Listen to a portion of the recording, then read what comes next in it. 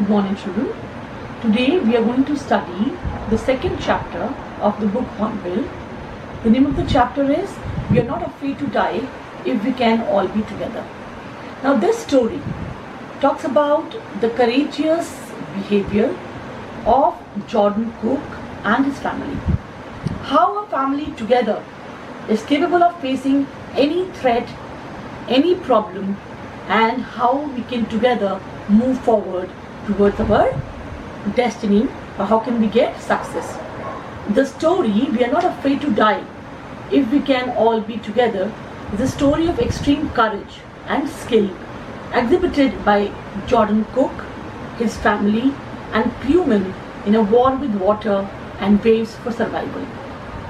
In July 1976, the narrator, his wife Mary, son Jonathan and daughter Suzanne, who is lovingly called Sue, set sail from Plymouth, England to duplicate the round-the-world voyage made 200 years earlier by Captain James Cook. They took the voyage in their professionally built ship, the Wave Walker, accompanied by two experienced sailors, Larry Vigil, an American, and Herb Sigler, a Swiss, to tackle one of the world's roughest seas, the Southern Indian Ocean.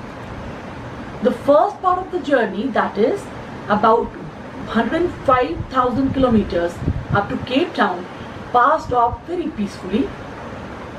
On the second day out of Cape Town, they began to encounter strong gales. Gales is what? Very high waves. Gales did not worry the narrator, but the size of the wave was really alarming, which was up to 15 meters, as high as the mainmast. On 25th of December, the writer's ship was in Southern Indian Ocean, 3,500 kilometers to the east of Cape Town. The family celebrated their new year on board the ship. At dawn on January 2, the waves were gigantic. Unfriendly weather and gigantic waves compelled the sailors to slow their speed, drop storm jib and take other precautions. The danger was so obvious that the sailors completed life raft drill, attached lifelines and life jackets. Suddenly at 6 p.m., a tremendous explosion shook the Wave Walker and the author was thrown overboard. The ship was about to capsize when another gigantic wave hit it, tossing it upright once again. The author was thrown back onto the deck, his head and ribs smashing against the walls.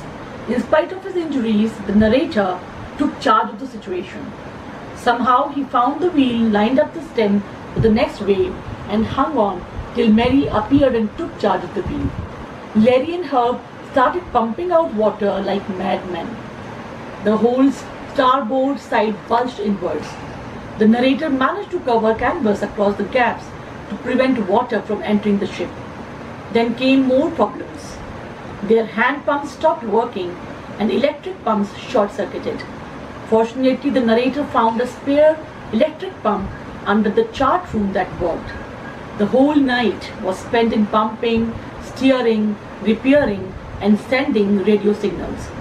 The narrator checked charts and calculated that Amsterdam, a French scientific base, was their only hope.